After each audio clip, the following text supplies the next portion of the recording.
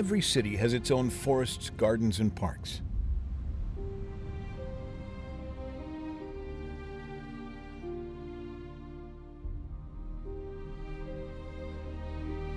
While parks are entirely a man-made construction, they don't exist solely for their aesthetic value.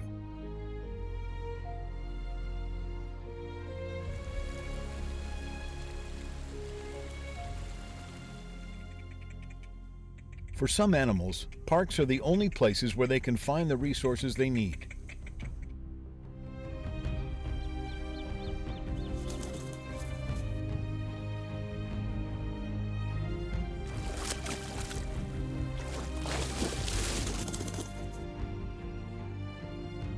However, while parks are numerous in almost every city, they are populated not with an abundance of wild animal species, but humans. Luckily, animals are adaptive creatures and always find a way to make the most of their situation.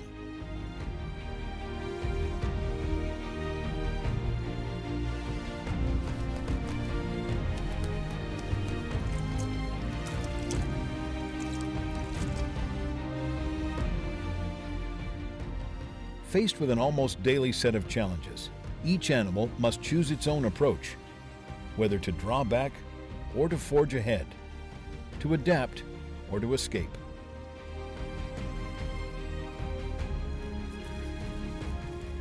Every choice they make is crucial to their survival.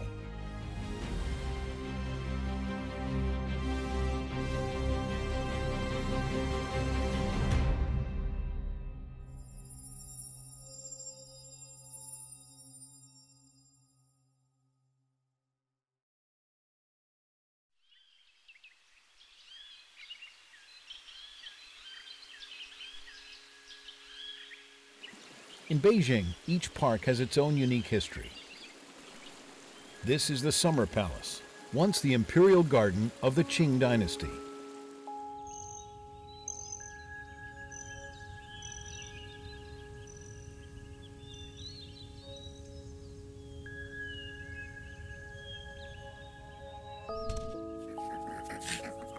This squirrel has survived the winter, but is fresh out of food stores after a long hibernation period.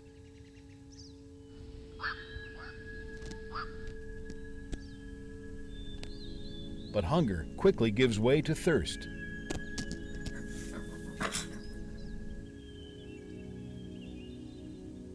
In the winter, her primary source is snow, but this year snow has been scarce.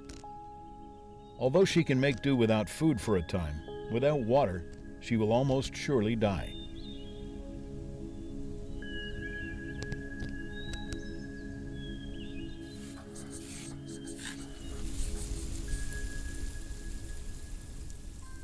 Fortunately, the trees provide the sustenance she needs.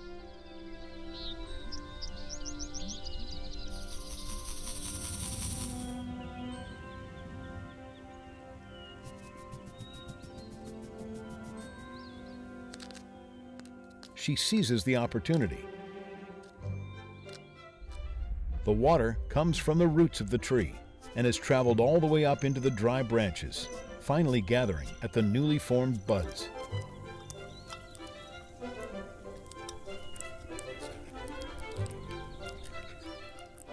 But these old trees only barely quench her thirst. She must be patient.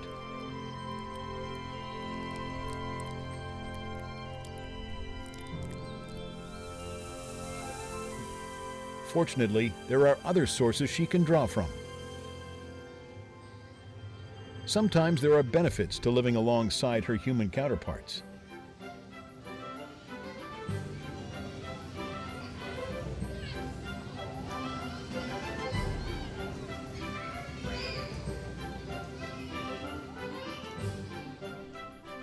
Replenished and rejuvenated, she's now healthy and in heat, which does not go unnoticed by nearby males.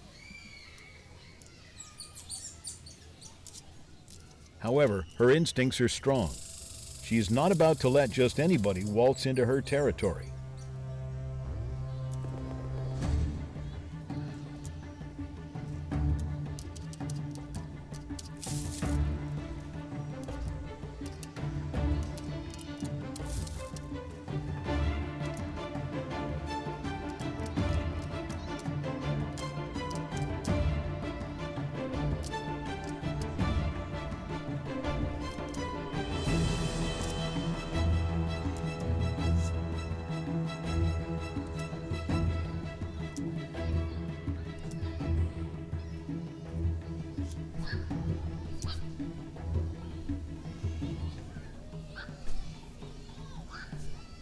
Love has to be earned.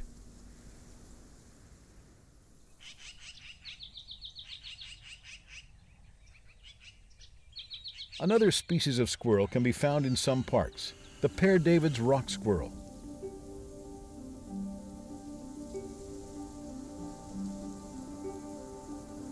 These squirrels live not in the trees, but inside the crevices in rocks. This park perfectly imitates their natural habitat.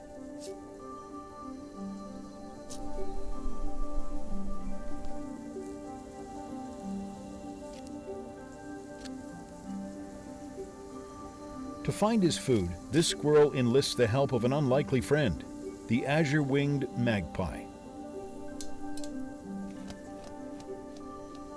It's a tried and true method that has served him well over the years.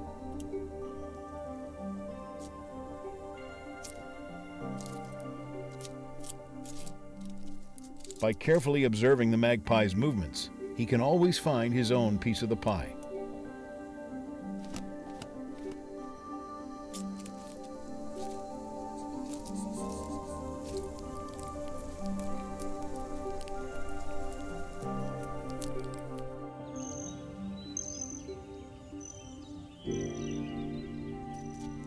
This squirrel has just mated and is in even more dire need of food.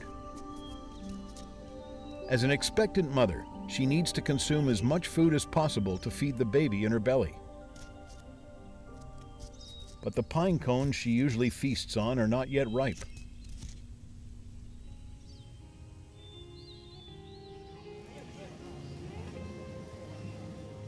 Peak season for spring tourists comes at the Summer Palace. With every visitor that enters the park, her chances of finding food dramatically increase.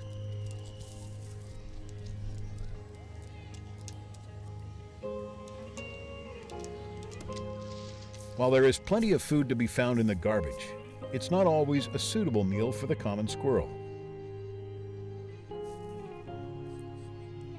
However, she has been living in the park for years and has developed an iron stomach. Starches are generally indigestible for most squirrels, but she doesn't seem to mind.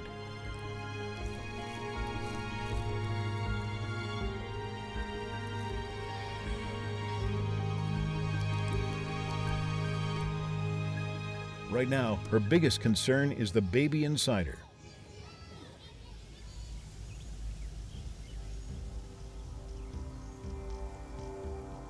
The Eurasian red squirrel, also known as the northern squirrel, is born in the freezing northeastern climes of China.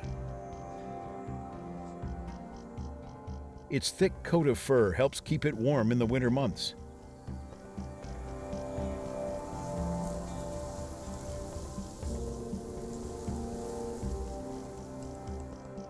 But it's spring now, and it has shed most of its coat, making it appear much thinner than usual.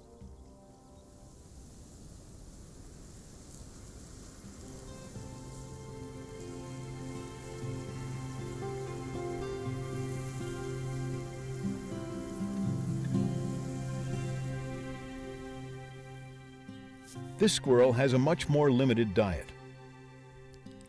Since nuts are high in calories and rich in fat, they are an attractive source of food.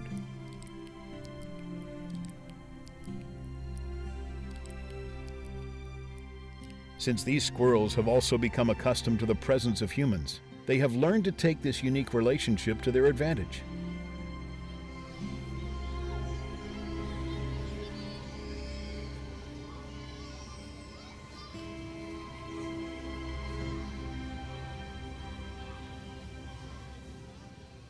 But not all animals in the park benefit from the humans around them.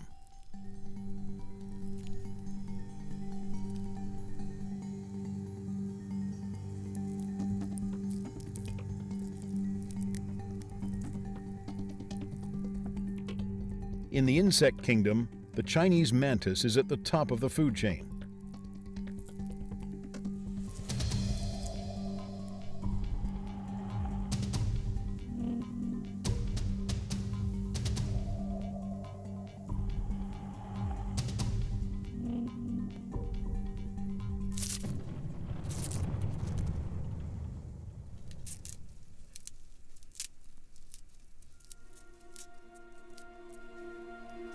In order to catch their prey, their bodies and forelegs have evolved to become more suitable for hunting.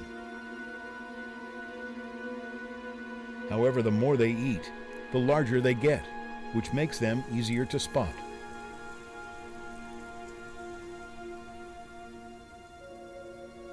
This mantis has also made its home in one of Beijing's many parks. But keeping the foliage lush and healthy has come at a cost. Insecticides have killed off much of their prey, so the only mantises that survive here are the most efficient hunters. Those that aren't either starve to death or are forced to retreat to the denser forests.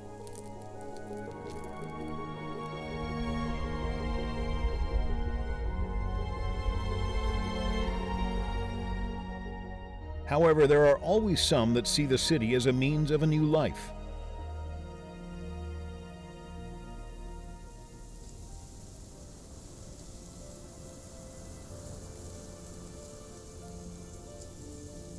In a nursery just outside the city, a Chinese scallard tree is getting ready to be transported to a new urban development zone.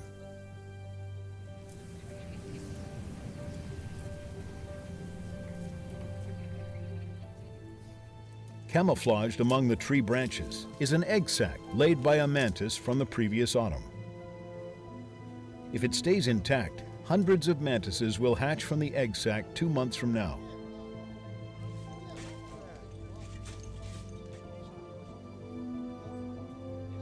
But several of these trees are relocated from here every day, and any number of things could happen to it during the long ride into the city.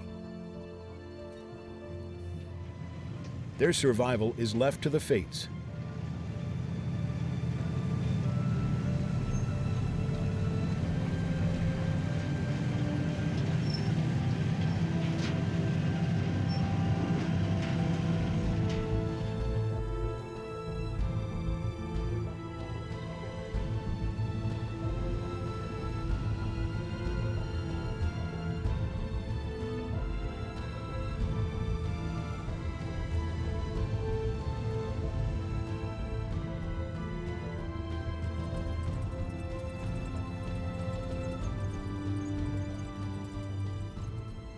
Fortunately, we've ensured this batch will make it safely to its new home.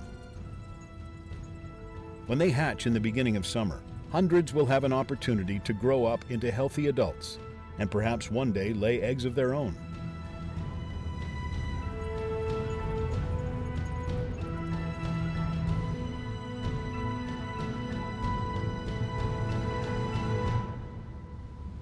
With the arrival of these trees, this once barren area will have its own unique ecosystem. The relocation has been a success, and it appears the egg sac is intact.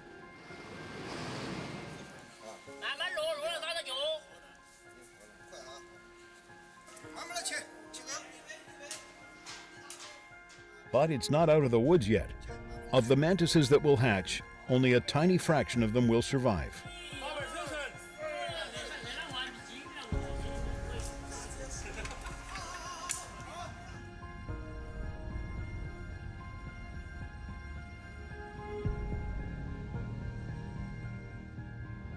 Other mantises have taken up residence in a much more peculiar setting. Inside Beijing's second ring road lies the remnants of the earliest large-scale amusement park in the city. Once teeming daily with thousands of park visitors, it's now home to a diverse population of insects and other small creatures. Once again, nature is reclaiming its territory.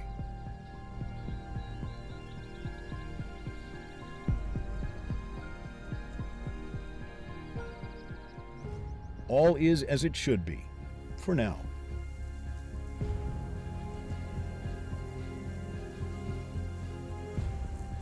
These are the natural conditions for a mantis to hunt. As long as they have their prey, their numbers will flourish.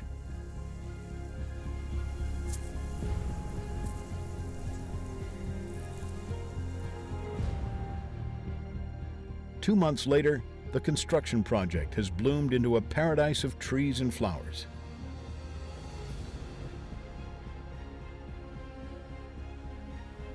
The baby mantises are just beginning to hatch, but only a lucky handful will make it through their first week.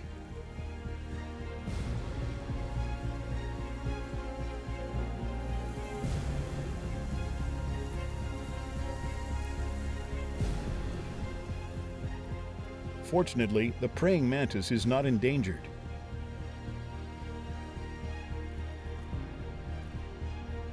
With more and more green spaces being built and plenty of forest to forage, this revered insect will always have a place to call home. However, other more timid animals are not as lucky. Yue Ying has trouble recalling how many years have passed since she saw a long-eared owl at the Temple of Heaven. There was a time when dozens of them could be found in the trees overhead. 就这几棵，这几棵树就是原来长耳鸮比较多的地方，现在也没有了。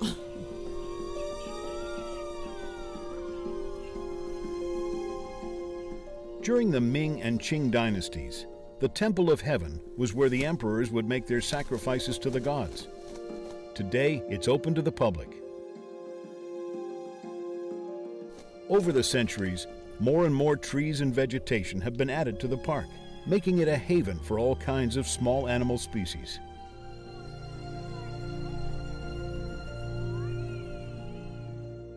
Having grown up near the temple, Yue Ying has witnessed these changes firsthand.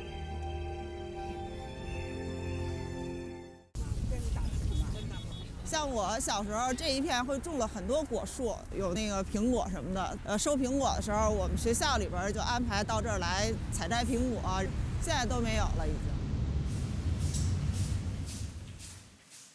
经。Today, Yue Ying is a teacher at a science and technology museum. For her college graduation project in 2000, she spent an entire winter here, hoping to catch a glimpse of the elusive long-eared owl.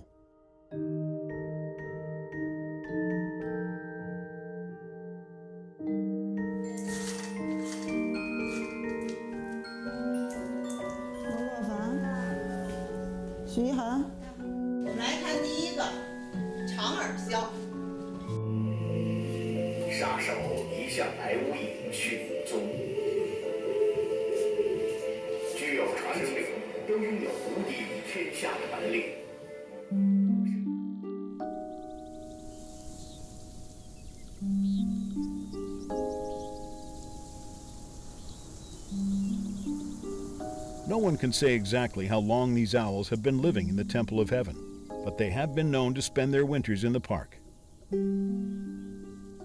During the day, they prefer to hide in the dense tapestry of pine and cypress trees, only emerging to hunt under the cover of night.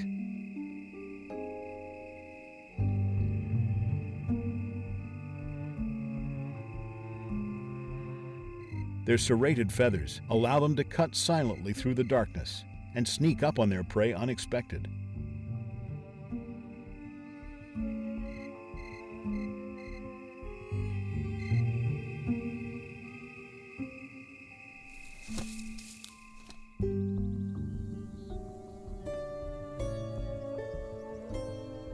Below the canopy, the undigested remains of their last meal lay scattered across the forest floor. These oddly shaped droppings provide Yue Ying with the perfect chance to teach her students about the bird's diet. 能看到有什么？有骨头，有毛，是吗？有骨头和毛。他们那个不是应该像头骨？哪那么像？好像，哎，这才真正头骨。这脑这。One day, Yue Ying hopes she can take her students to see the long-eared owl in its natural habitat. 好，那咱们今天呢就到这儿，好吗？好，去吧。等你。对，我们外边等你。老师再见。拜拜。拜拜。特别喜欢，因为从98年开始，我第一次去天坛公园看这个长耳鸮嘛。然后从那个时候就开始每年都关注它，就像一个每年定期来约会的一个老朋友，每年到冬天11月份他就来北京，我就肯定就去看他，然后3月底他就走了，然后就送他走了，就是这样。Although Yue Ying hasn't seen her old acquaintance in years, she still believes they'll be reunited again someday. 99年到2000年的时候，我就住在这里面，然后每天就晚上就在这里边看着他什么时候离开呀，什么时候早上什么时候回来。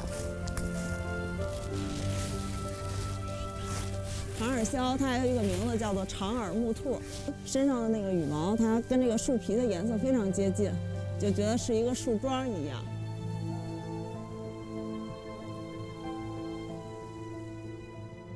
There is still no sign of long-eared owls at the Temple of Heaven. 也许它就生活在我们看不见的其他的什么地方吧。It could be the noisy park atmosphere, a lack of food, or some other unknown reasons the Temple of Heaven's long-eared owl seems to have disappeared. The truth is, we may never know.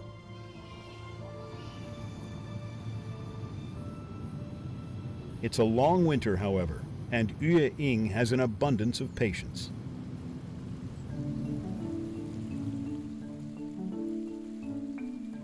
Elsewhere in the city, another park is brimming with life. Just like in the wild, any source of water is as good a place as any to set up shop, especially in winter.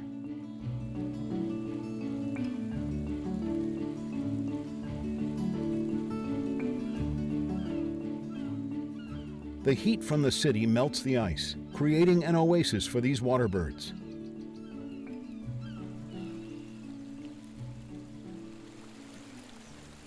Among them is a very familiar sounding bird we ironically know little about, the mandarin duck.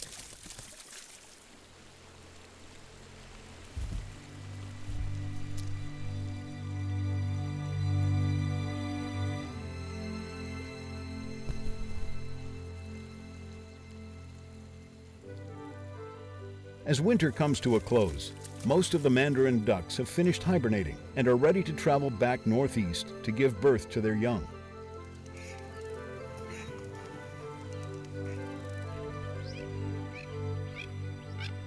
Yet not everyone is keen on the long journey. This handsome young couple intends to stay right where they are.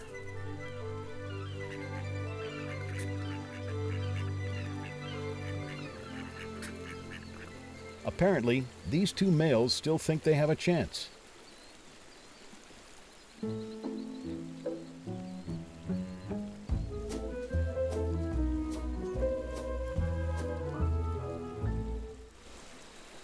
Maybe not.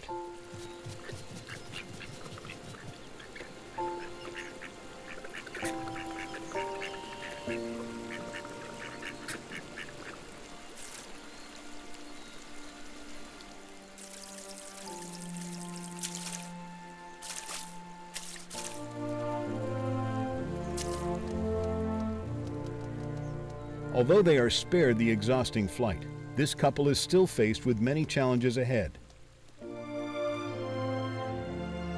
First, they'll be needing a home.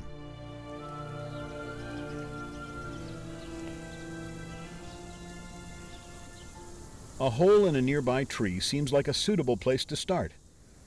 It's large enough, high enough, and is away from prying eyes.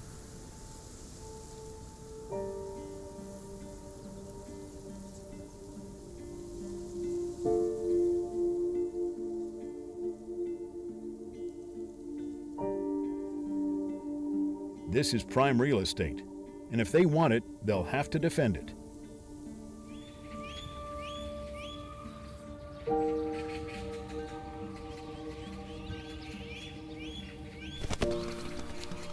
It might not be worth the hassle.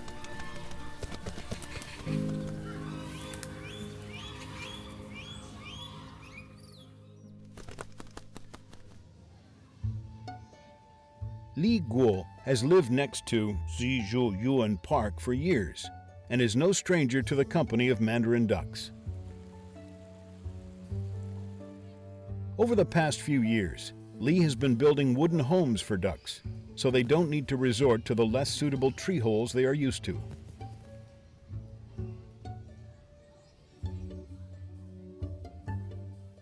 But first, he'll need to get his feet wet.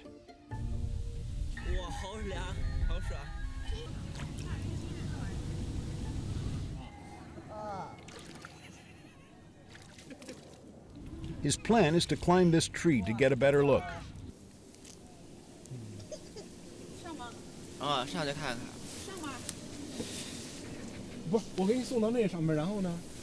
然后我再想办法。不是，你不用想办法，就你够都够不着。你俩都上去，上完之后再踩你肩膀再上去。小心啊，小心搂住了。搂住就行，往那洞那儿拍行。那等还有个树杈子，尽量扶那粗树，别扶那细的。手抱住。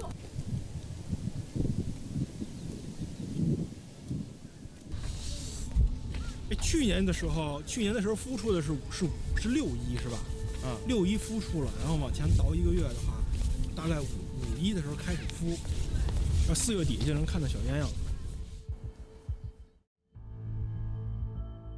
For the ducks to adopt their new home, the location and structure of the nest must first meet all their basic needs.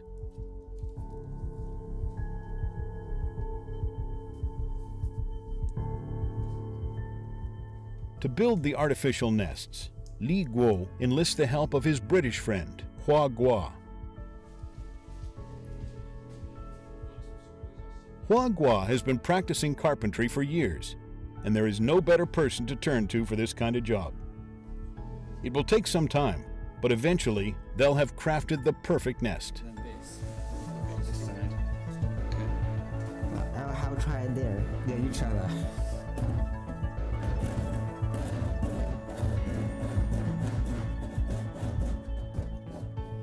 For the wooden nest to be an attractive dwelling for a bird, the measurements must be precise.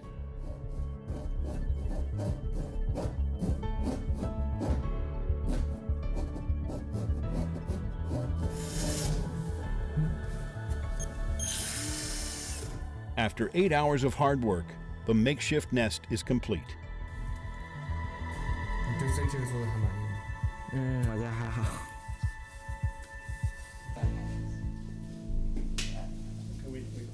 He is genuinely the most clever person I've ever met in my entire life. What he's doing is amazing. What he's put into it and the technology and how he's done it is far beyond what I could have done when I was that young. I know it's for some mandarin ducks, but I don't know what mandarin ducks are. First time I've built anything for an animal.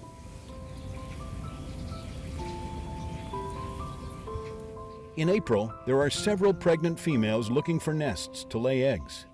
Li Guo will have to work fast. 我觉得红外的好点，因为巢箱里面本身就好。还挺正的。 To hang the nest at a suitable height, he'll have to brush up on his tree climbing skills. 树要细行吗？细可以，就这个。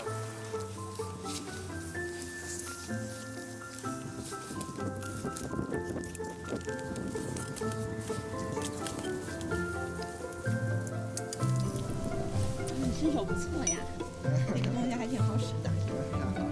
不错。 2 weeks later, Li Guo returns to Zizhu Huan Park to set up his nest.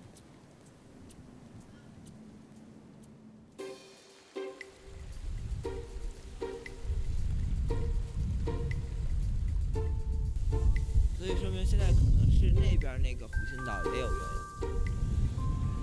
各位游客，因今天风力较大，为了您的安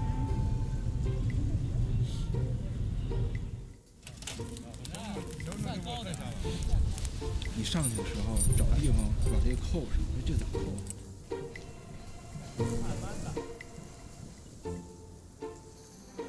For Li Guo, tree climbing is no different than riding a bike.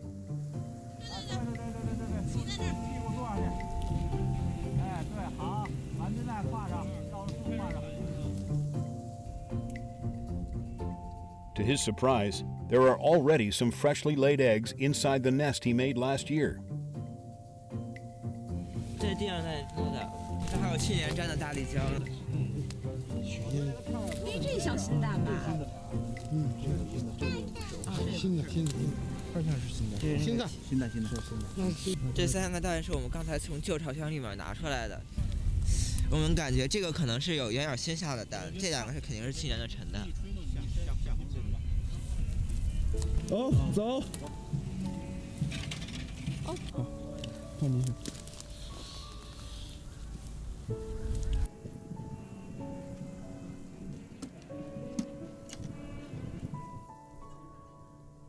The only thing left to do now is wait.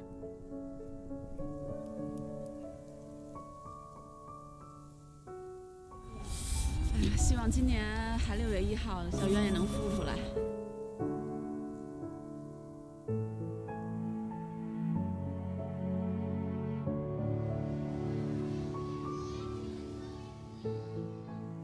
It's right around the time for the long-eared owls to start their migration from Beijing. Yue Ying waits with excited anticipation. 说这个上礼拜的时候在南海子看到了这个长耳鸮，然后今天想去找找，也不知道能不能找到，带着学生们去碰碰运气吧。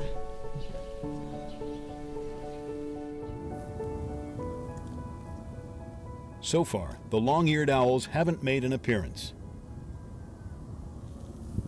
一会儿我们看看哪个小朋友咱们能够第一个发现猫头鹰，好吗？嗯，好。 The last thing Yue Ying wants is to disappoint her students. 走，咱们再找。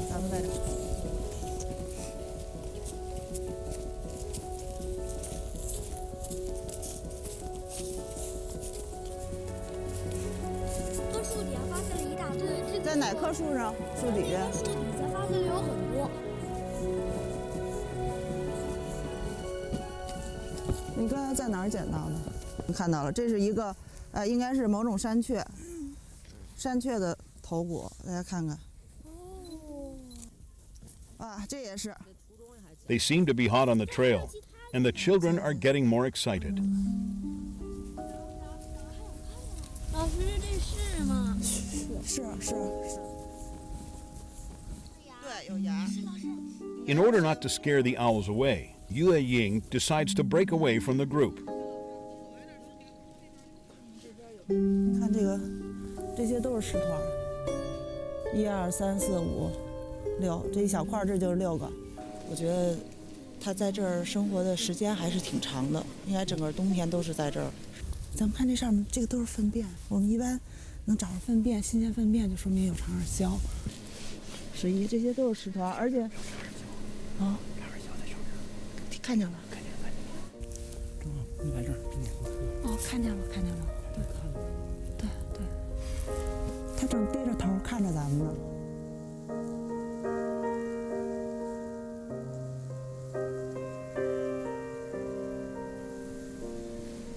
觉得能找到他是非常开心的。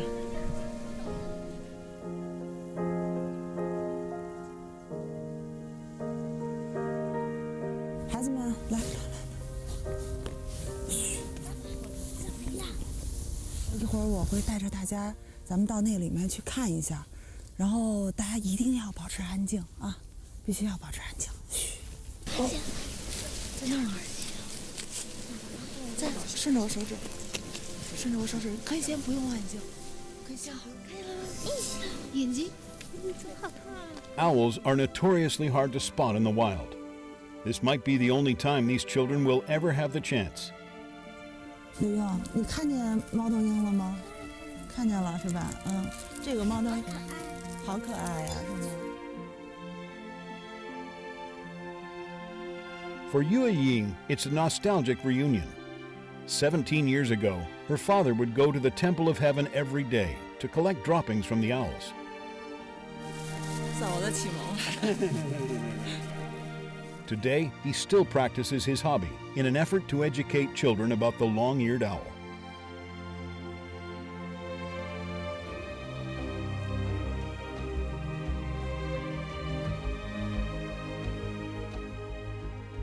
As the warm season fades, the long-eared owls must return to their hometown in the north.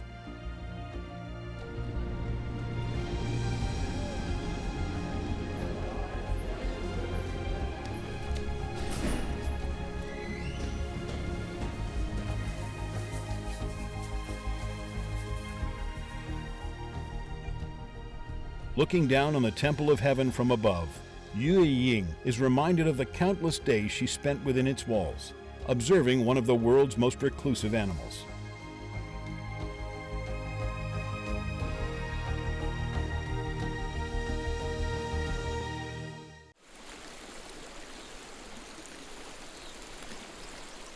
Back in Zizhu Yuan Park, a mandarin duck has settled down in Li Guo's nest box.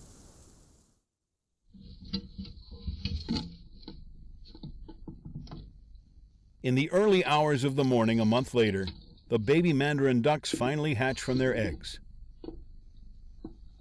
Even as newborns, their impulse to break free from their mother and begin exploring the world is strong. At dawn, Li Guo's family and friends arrive at the lake to check on the baby ducks.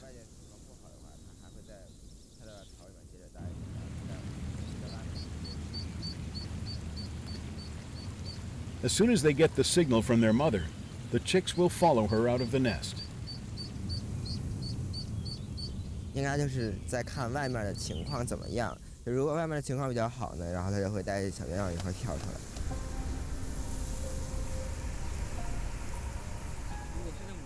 The mother seems especially cautious today. She's most likely worried about the long drop down for her babies. 你看那个雌鸳鸯在探头呢。能看见头啦？能看见。The mother is clearly caught in a dilemma. While the jump down might injure her babies, she can't leave them in their nest either.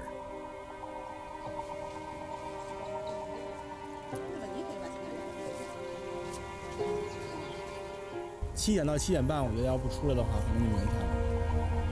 不过看今天的样子，对，一直在往外探，一直在看。Finally, she decides to make the leap. 他站着不动，你看见发现了吗？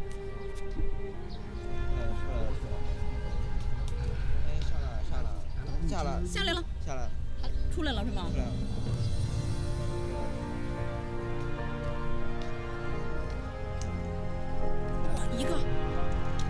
哇，一个跳出来了。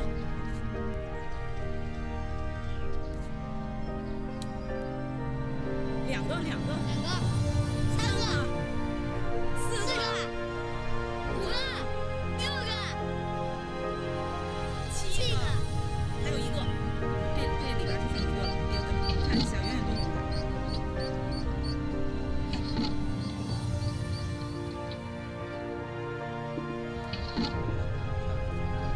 下来了，出来了是吗？8只。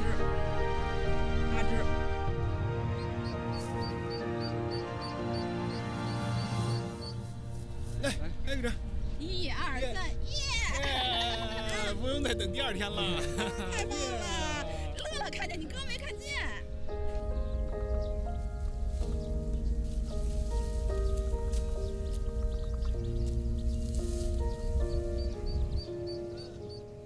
After being cooped up for so long, there's nothing like a nice, refreshing dip in the lake.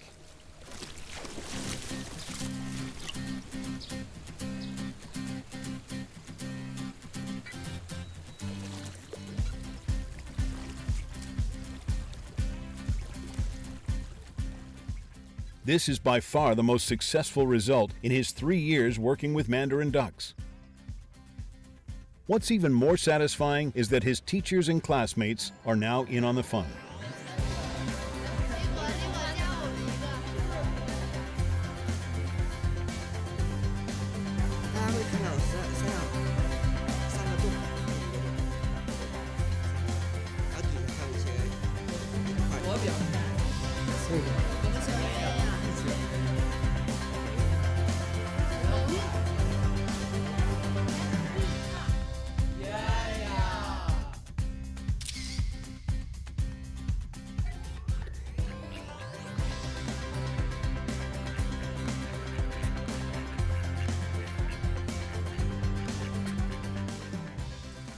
This is just another example of the reverence Beijingers have for the wildlife in their city.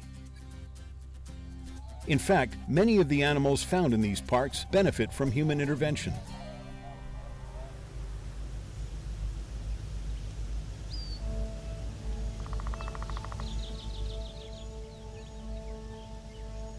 It's late spring, which means it's aphid season in Beijing.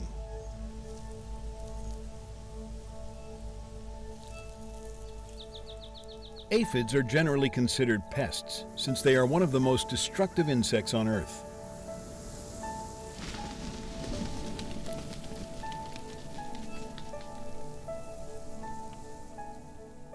Aside from weakening plants by sucking the sap from them, they also act as disease carriers.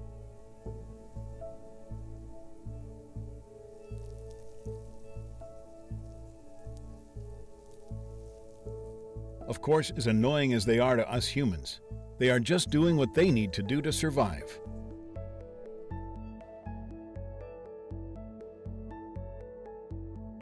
From an ecological standpoint, they are a highly effective organism.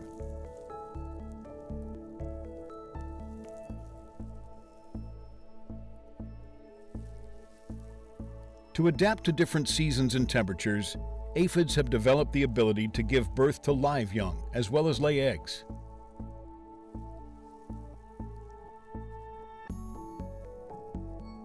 To find food, some have even evolved to grow wings.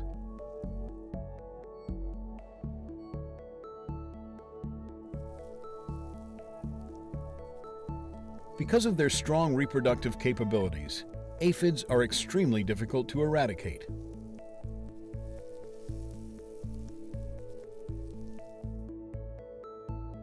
Since they tend to feed on the underside of leaves, insecticides are not always an effective control method.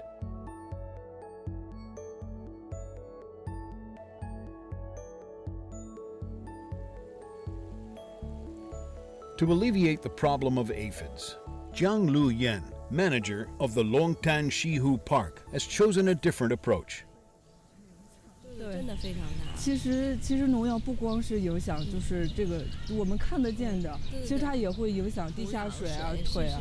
非常好的这个生态圈的话，其实是非常很多都需要去做才行。对。它现在就是刚才比较受惊吓，现在就会稍微的安静一会儿，然后再开始寻找它的食物。This strange little crawler may look like a caterpillar, but it is actually called an Asian lady beetle. Its diet consists almost entirely of aphids.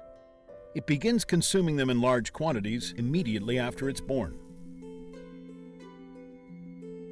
Right now, its appetite is almost insatiable because it's just about to begin its metamorphosis.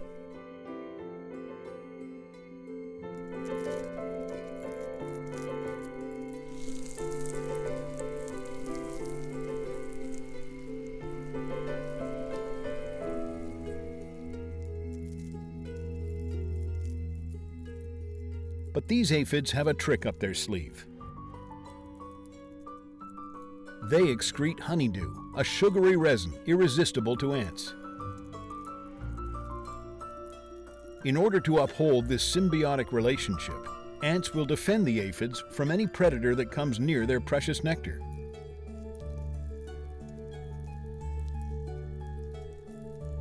If a lady beetle wants its dinner, it will have to fight for it.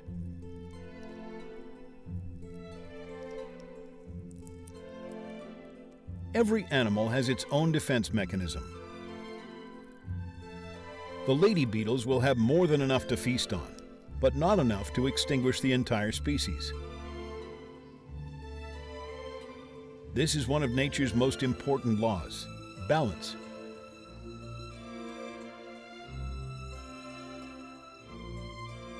Just like how aphids employ ants to their benefit, humans have now found a way to use lady beetles for their own. At the end of summer, Jiang Lu Yan releases her latest batch of lady beetles into the park. Here, they will have a longer lifespan than they would if they were elsewhere in the wild, as there are not as many large predators to contend with. In the winter, they will gather under stumps and rocks to hibernate until spring.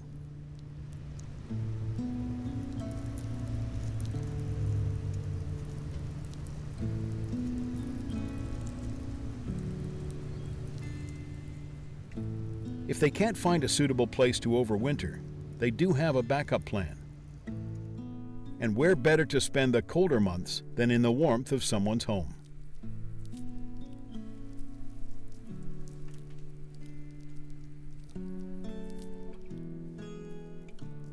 These lady beetles seem to know the perfect place to shack up. Jiang Lu Yen's office.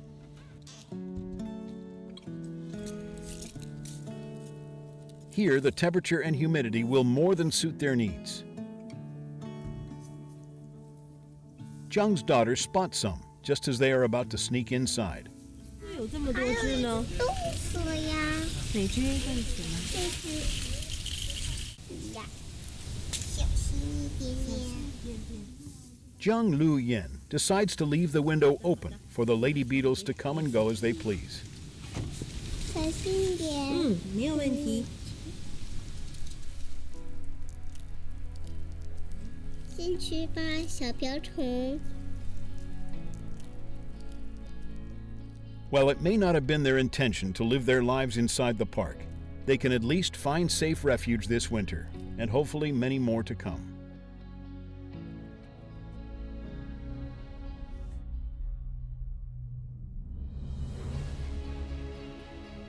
Even in the city, amongst its relocated trees, artificial gardens and parks, animals will always find ways to survive.